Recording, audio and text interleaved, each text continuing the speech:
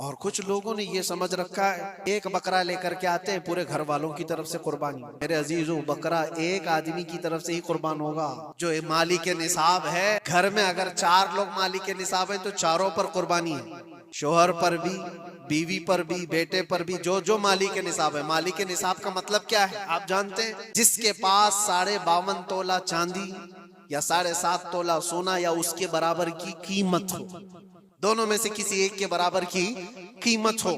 اور قربانی واجب ہونے کے لیے سال بھر پیسے ہونا ضروری نہیں، قربانی کے دنوں میں اگر وہ مالک نصاب ہوا تب بھی اس پر واجب. زکوٰۃ کا حکم الگ ہے، قربانی کا حکم الگ ہے.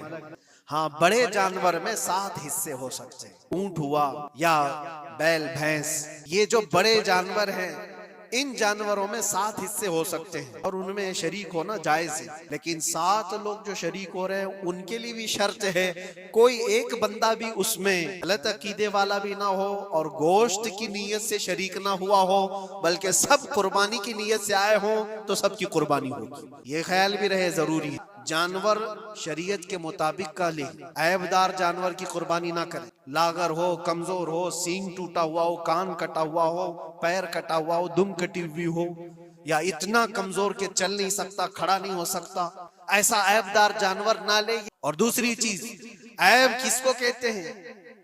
عیب کس کو؟ کان میں اگر سوراخ ہے تو وہ مکروہ ہے لیکن قربانی ہے اس کی. ہاں، سینگ اگر بچپن اس کے پیدائشی نہیں آئے تھے تو جائز ہے اس کی قربانی. آئے تھے اور ٹوٹ گئے تو اس کی مقدار بتائی گئی ہے.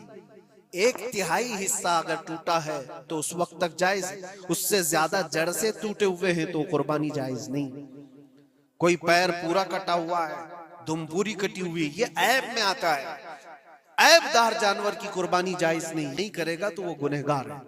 افضل کیا ہے؟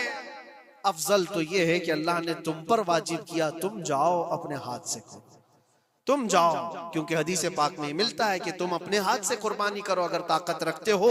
اس کے خون کا قطرہ گرنے سے پہلے تمہارے پچھلے سارے گناہ اللہ معاف فرمائے. یہ افضل ہے. یہ ساری باتیں تھیں جو عید قربان سے ریلیٹڈ تھیں. اللہ کریم ہم سب کو اس کی رضا کے لیے قربانی کرنے کی توفیق عطا فرمائے.